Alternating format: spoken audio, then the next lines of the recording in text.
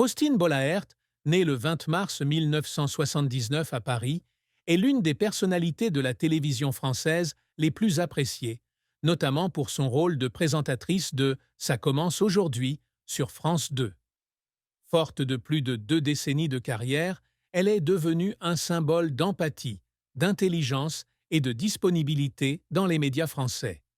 Pourtant, derrière son sourire éclatant à l'écran, Faustine porte en elle une profonde tristesse, des épreuves difficiles et des efforts constants pour surmonter les difficultés. Sa vie est une histoire de résilience, mais aussi jalonnée de moments qui la confrontent à une douleur silencieuse. La plus grande tristesse de la vie de Faustine Bollaert est le sentiment de douleur et de perte causé par les événements douloureux de son passé, notamment le vol à main armée auquel elle a été confrontée en 2008. Elle se trouvait au rez-de-chaussée de son immeuble lorsqu'un homme a soudainement pointé une arme sur elle, menaçant sa vie lors d'une nuit terrifiante. Cet événement a laissé une profonde cicatrice psychologique, lui laissant un sentiment inoubliable de peur et d'impuissance. Dans une interview, elle a raconté que la police était rapidement intervenue, l'emmenant avec elle pour arrêter l'agresseur, mais le souvenir de ce moment la hante encore. Elle a confié un jour que chaque fois qu'elle s'en souvient, elle a l'impression de replonger dans la peur de cette nuit-là, une douleur dont elle parle rarement en public, mais qu'elle porte toujours au fond d'elle. Cette tristesse ne vient pas seulement de la menace physique, mais aussi du sentiment de perdre la sécurité qu'elle tenait autrefois pour acquise. Un autre aspect de la plus grande tristesse de Faustine est la douleur qu'elle a ressentie en voyant les difficultés de sa famille, et en particulier celle de sa mère. Fille de Marion Bollaert et de Jean-Marie Faraghi, Faustine a grandi dans une famille au riche patrimoine culturel, aux racines bretonnes et italiennes. Cependant, elle a un jour laissé entendre lors d'une interview que sa mère avait été confrontée à des jugements sévères de la part de la société pendant une période difficile, ce qui l'a laissée profondément dévastée et impuissante. Elle a décrit sa mère comme une femme forte, qui a subi des critiques injustes, et en être témoin l'a profondément attristée. Elle a ressenti l'injustice de voir ses proches blessés, et cela a marqué son enfance, façonnant sa vision de l'empathie et de la compassion. La pression de sa carrière a également contribué à la plus grande tristesse de Faustine. Présentatrice populaire, elle est souvent confrontée à des attentes élevées de la part du public et des médias. Elle a admis avoir toujours eu peur de ne pas être à la hauteur, surtout au début de sa carrière, alors qu'elle peinait à s'imposer dans un secteur médiatique extrêmement concurrentiel. Un événement mémorable a été sa participation à l'émission Dilemme sur W9 en 2010, une émission de télé-réalité très critiquée par les médias. Malgré des audiences stables, l'émission était considérée comme un échec en termes de crédibilité, et Faustine a été blessée lorsqu'on lui a jugé qu'elle manquait de profondeur dans son rôle de présentatrice. Elle a confié que ces critiques l'ont fait douter d'elle-même et qu'elle a eu du mal à reprendre confiance en elle. La tristesse de Faustine s'est encore aggravée lorsqu'elle a entendu les témoignages déchirants des invités de l'émission « Ça commence aujourd'hui ». En tant qu'animatrice, elle écoutait et ressentait une profonde empathie pour les histoires de perte, de maltraitance et de difficultés que partageaient ses invités. Ces récits la touchaient souvent profondément, et elle avouait qu'il y avait des jours où elle rentrait chez elle le cœur lourd, incapable de s'empêcher de penser à ce qu'elle avait entendu. Un jour, lorsqu'un invité lui a raconté la perte d'un être cher, elle a fondu en larmes sur le plateau, un rare moment où elle a révélé sa vulnérabilité au public. Ces expériences, bien que inhérentes à son métier, se sont transformées en une profonde tristesse, car elle se sentait impuissante face à une souffrance qu'elle ne pouvait qu'écouter sans pouvoir la changer.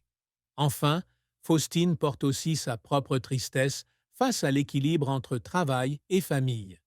Mère de 2 enfants, Abby et Peter, elle se sent souvent coupable de ne pas pouvoir passer suffisamment de temps avec ses enfants, en raison de son emploi du temps chargé. Elle a confié qu'elle essaie toujours de compenser par des moments précieux en famille, comme des week-ends en amoureux ou des chasses aux œufs de Pâques, mais qu'elle ne parvient pas à se défaire du sentiment d'avoir manqué de nombreux moments importants de la vie de ses enfants. Cette tristesse, bien qu'elle ne l'exprime pas souvent publiquement, fait partie intégrante de son parcours de mère et de présentatrice. La carrière de Faustine Bollaert a été longue et inspirante, de jeune journaliste à l'une des présentatrices les plus appréciées des Français. Avec plus de 25 ans dans le secteur des médias, elle a connu de nombreux succès notables, mais a aussi connu son lot d'échecs et de moments qui l'ont laissé en larmes, sous la pression ou par une profonde empathie. Faustine a débuté sa carrière dans la presse écrite, travaillant pour Télé 7 jours de 2002 à 2005, où elle a été journaliste de télévision. C'est là qu'elle a eu l'occasion de révéler son audace en étant chargée d'infiltrer le casting de Loft Story 2 en tant que candidate infiltrée. Elle a franchi plusieurs étapes pour atteindre les 50 finalistes avant d'être découverte. Une expérience à la fois passionnante et éprouvante qu'elle a ensuite considérée comme une étape importante de sa carrière. Cet événement lui a non seulement permis de s'imposer, mais aussi de se faire connaître du public, même si ce n'était pas toujours positif. En 2004, Faustine se lance dans la radio. Elle rejoint Europe 1 et devient chroniqueuse dans l'émission Le Grand Direct des médias de Jean-Marc Morandini. 3 ans plus tard, elle est nommée animatrice de Faux qu'on en parle, un tournant majeur dans sa carrière radiophonique. De 2008 à 2011, elle anime l'émission de l'après-midi Et si c'était ça le bonheur sur Europe 1, attirant un large public grâce à son style de présentation accessible et intelligent. En 2011, elle devient chroniqueuse dans Faites entrer l'invité de Michel Drucker, un rôle qui lui permet de tisser des liens avec des célébrités et d'asseoir sa réputation dans le milieu. Faustine perce véritablement à la télévision en 2002 lorsqu'elle commence à animer Côté vacances sur France 3, une émission de divertissement axée sur la mode, la technologie et le sport. Bien que modeste, cette émission lui ouvre les portes du monde de la télévision. En 2006, elle rejoint l'équipe de Michel Drucker sur Vivement, dimanche prochain sur France 2, où elle devient chroniqueuse et réalise des reportages. Travailler avec Drucker, l'une des icônes de la télévision française, lui permet de toucher un public plus large et de confirmer son talent. En 2010, Faustine rejoint l'équipe de M6 et anime Dilemme sur W9, une émission de télé-réalité controversée. Malgré de bonnes audiences, l'émission a été critiquée par la critique pour son manque de profondeur, et Faustine était frustrée par l'image d'une émission peu appréciée. Elle a cependant rapidement retrouvé la forme en animant 100% Mag sur M6 de 2012 à 2014, succédant à Estelle Denis. L'émission, dont le contenu variait de l'information au divertissement, l'a aidée à s'imposer comme une présentatrice polyvalente et professionnelle. Le plus grand succès de Faustine est venu lorsqu'elle a animé Le meilleur pâtissier sur M6 de 2012 à 2016, aux côtés de Cyril Lignac et Mercotte. L'émission, version française de The Great British Bake Off, est devenue un phénomène culturel, attirant des millions de téléspectateurs et consolidant le statut de Faustine parmi les présentatrices de référence. Son style d'animation chaleureux et humoristique a permis au public de s'identifier à l'émission, et elle a été saluée pour sa capacité à créer un lien avec les candidats. Elle a également animé des spin-offs de l'émission, comme Le meilleur pâtissier, À vos fourneaux, consolidant encore davantage son talent. En 2017, Faustine rejoint France 2 et devient présentatrice de Ça commence aujourd'hui, un talk-show centré sur des histoires personnelles et des sujets de société.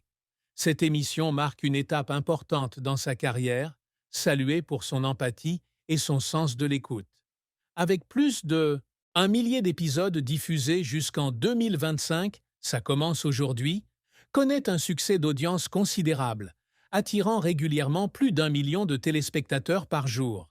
Ce succès lui permet d'être élue présentatrice la plus populaire de France par TV Magazine en 2023 et 2024, avec 37,3% des voix.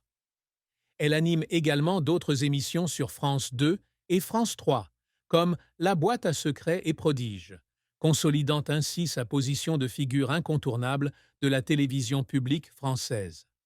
Outre la télévision, Faustine a étendu sa carrière au numérique avec l'émission YouTube Safe Zone, lancée en 2023.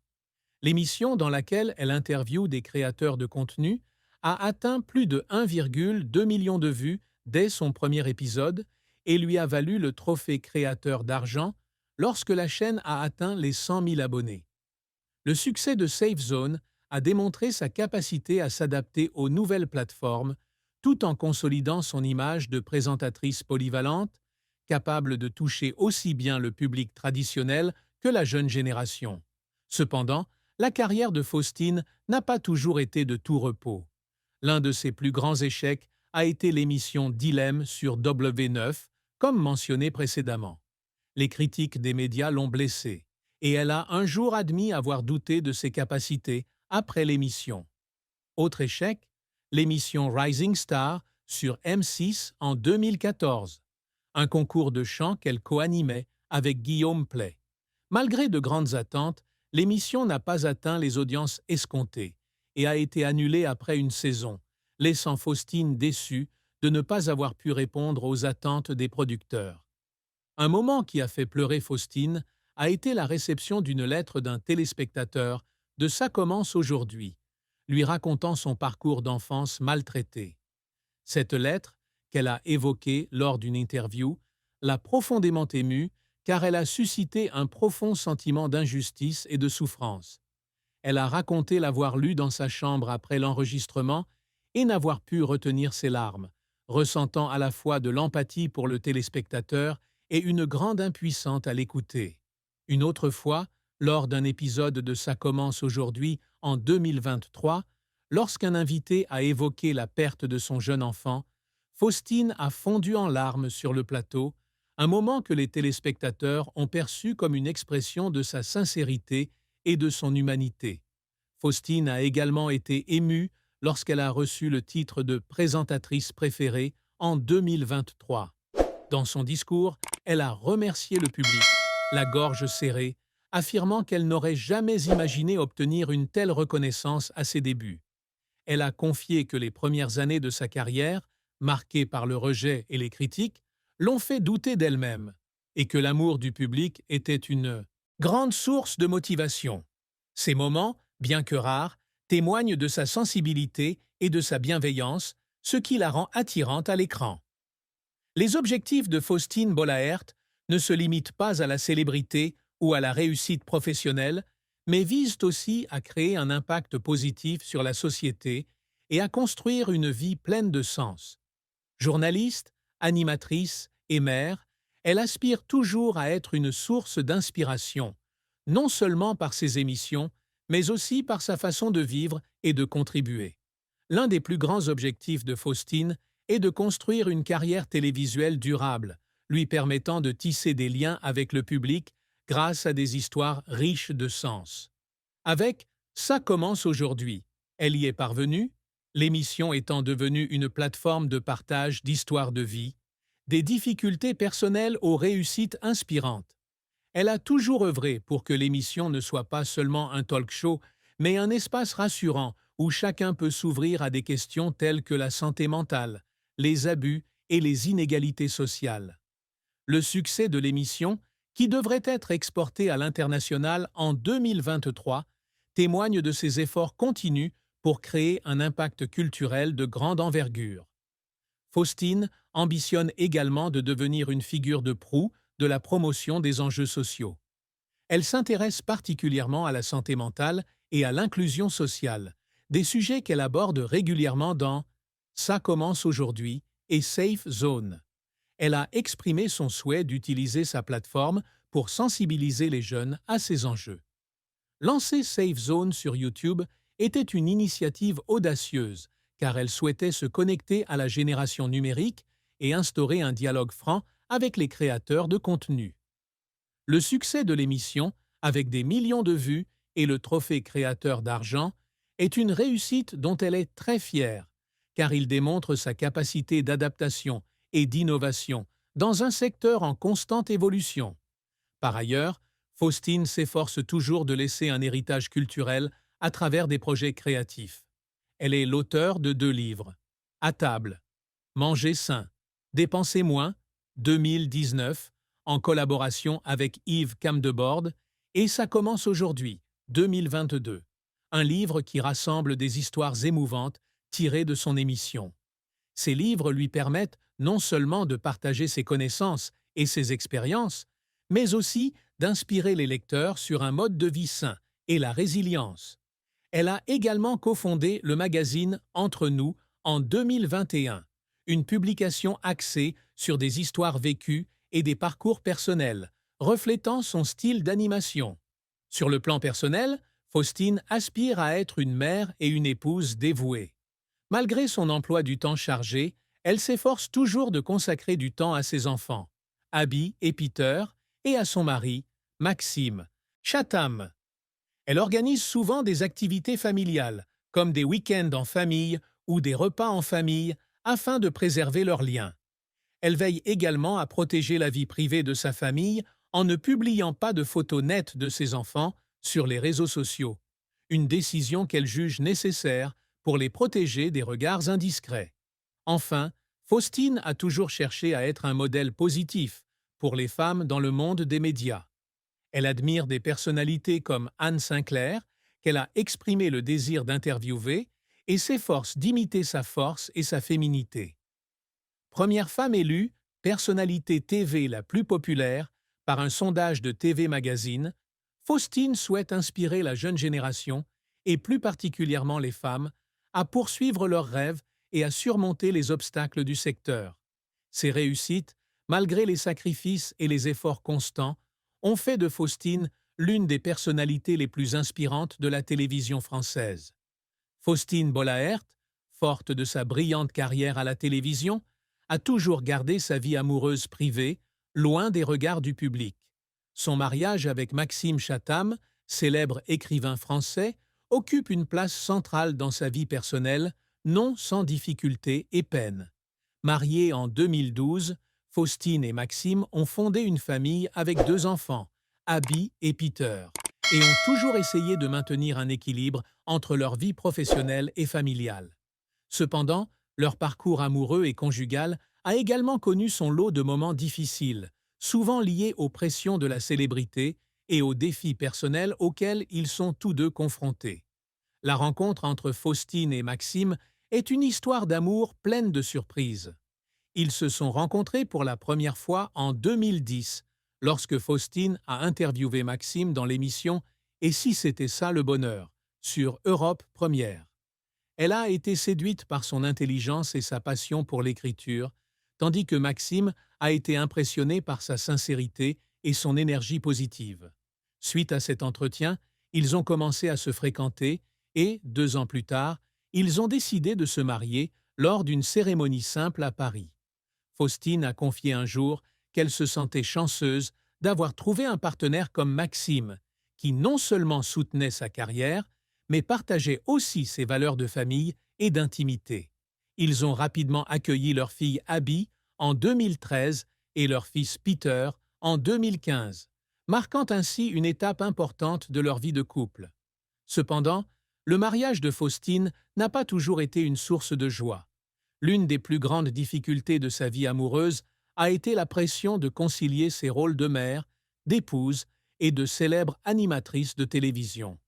Avec l'emploi du temps chargé de Ça commence aujourd'hui et d'autres projets, elle devait souvent travailler loin de chez elle, ce qui la faisait culpabiliser de ne pas pouvoir passer suffisamment de temps avec Maxime et les enfants. Elle a un jour confié qu'il y avait des jours où elle rentrait tard, épuisée après un tournage, et se sentait coupable de ne pas pouvoir participer aux petits moments de la vie des enfants, comme les emmener à l'école ou leur lire des histoires avant de dormir. Maxime, écrivain travaillant souvent à domicile, assumait la majeure partie des responsabilités liées à la garde des enfants, ce qui donnait parfois à Faustine le sentiment de ne pas remplir pleinement son rôle de mère. L'intrusion des médias dans leur vie privée constituait un autre point triste du mariage de Faustine. Bien qu'elle et Maxime s'efforcent tous deux de préserver leur vie familiale, la presse People publie parfois des articles spéculant sur leur relation, notamment lorsque Maxime sort de nouveaux livres ou que Faustine reçoit des prix télévisés. Un incident notable s'est produit en 2018. Un journal a publié de fausses informations sur leur relation, basées sur une apparition de Faustine seule à un événement. Elle a dû s'exprimer sur les réseaux sociaux, exprimant sa frustration face à la façon dont la presse a déformé sa vie privée. Cette tristesse provient non seulement de cette intrusion, mais aussi du sentiment d'impuissance de ne pas pouvoir protéger complètement sa famille d'une attention indésirable. De plus, Faustine a également du mal à maintenir l'amour dans son couple, surtout lorsque tous deux ont des carrières qui demandent beaucoup de temps et d'énergie. Maxime, avec ses projets de livres et ses tournées promotionnelles, était également constamment occupé, ce qui les empêchait parfois de trouver du temps l'un pour l'autre. Faustine a confié un jour qu'il y avait des périodes où ils ne se voyaient que quelques heures par semaine, ce qui la rendait seule, même lorsqu'elle vivait avec son amant. Cependant, elle et Maxime ont appris à surmonter ces difficultés en organisant des rendez-vous simples, comme une promenade au parc ou un repas ensemble, pour maintenir leur lien. Un autre aspect de la tristesse amoureuse de Faustine était sa sensibilité aux pressions que Maxime subissait dans sa carrière. En tant qu'auteur de romans policiers, Maxime était souvent critiqué, et Faustine se sentait blessée lorsqu'elle le voyait injustement jugé. Elle a un jour confié qu'il y avait des nuits où elle et Maxime restaient assis jusque tard dans la nuit à discuter des pressions de l'écriture et des attentes des lecteurs. Ces moments, tout en les rapprochant, participaient aussi à la tristesse silencieuse de son mariage. Malgré ces difficultés, Faustine et Maxime ont maintenu une relation solide, fondée sur la compréhension et le respect mutuel. Elle a dit un jour que Maxime était son meilleur ami et qu'ils s'efforçaient toujours de se soutenir mutuellement dans les moments difficiles. Sa plus grande tristesse n'était pas le manque d'amour, mais le sentiment de ne pas pouvoir protéger pleinement sa famille des pressions de la célébrité et des attentes irréalistes du public. La famille de Faustine Bollaert, composée de son mari Maxime Chatham, de ses enfants Abby et Peter, ainsi que de sa mère, Marion Bollaert, et de son père, Jean-Marie Faradji, a joué un rôle essentiel pour la soutenir dans les moments difficiles de sa vie. Bien qu'elle partage rarement des détails sur sa famille dans les médias, ce qu'ils disent d'elle et de ses difficultés témoigne de leur profonde empathie et de leur amour inconditionnel pour elle. Le mari de Faustine, Maxime Chatham, est la personne qui comprend le mieux les pressions auxquelles elle est confrontée dans sa carrière et sa vie personnelle. Il a un jour décrit Faustine comme forte à l'extérieur, mais sensible à l'intérieur, soulignant qu'elle cache souvent ses vulnérabilités pour préserver son image positive à l'écran. Concernant le cambriolage de 2008, Maxime a confié que cet événement avait changé la perception de Faustine en matière de sécurité et qu'il avait été douloureux de la voir lutter pour surmonter la peur persistante qui avait suivi. Il a raconté qu'il y avait des nuits où elle se réveillait avec des cauchemars et qu'il essayait d'être là pour elle afin de la rassurer. Maxime s'est également dit fier de la façon dont Faustine a su transformer cette douleur en motivation pour se montrer plus empathique envers les invités de Ça commence aujourd'hui, où elle a écouté des histoires similaires de pertes et de traumatismes. Concernant la pression de sa carrière, Maxime a exprimé son admiration pour la capacité de Faustine à gérer les critiques des médias, notamment après les échecs de Dilemme et Rising Star. Il a expliqué qu'elle rentrait souvent chez elle sereine, mais qu'il ressentait sa douleur lorsqu'elle était injustement jugée. Il a raconté qu'il lui arrivait de pleurer dans son salon après avoir lu des articles critiques et l'a encouragé à se concentrer sur le public qu'il aimait plutôt que de s'attarder sur les commentaires négatifs. Maxime a souligné que la sensibilité de Faustine faisait partie de sa force, car elle lui permettait de créer un lien authentique avec son public. Marion Bollaert, la mère de Faustine, a également partagé la tristesse de sa fille. Elle a dit un jour que Faustine cherchait à plaire aux autres, ce qui l'épuisait parfois. Concernant le cambriolage de 2008, Marion a confié s'être sentie impuissante face à l'horreur que sa fille avait vécue et avoir passé beaucoup de temps à réconforter Faustine dans les mois qui ont suivi. Elle a également ajouté que Faustine craignait souvent de ne pas être une bonne fille, surtout lorsqu'elle et Jean-Marie étaient confrontés à leurs propres difficultés. Marion a décrit Faustine comme une personne toujours à cœur ouvert, c'est-à-dire vulnérable, mais qui essaie de le cacher pour ne pas inquiéter les autres. Jean-Marie Faradji, le père de Faustine, a un point de vue différent sur son deuil. Il s'est dit fier de la résilience de Faustine, mais regrette aussi qu'elle ait dû grandir si vite dans un monde médiatique compétitif. Il a déclaré que le cambriolage de 2008 avait été un choc énorme pour toute la famille et qu'il avait été bouleversé de voir Faustine perdre son insouciance d'antan. Il remarquait également qu'elle se sentait souvent obligée de concilier travail et famille, et il s'efforçait de lui rappeler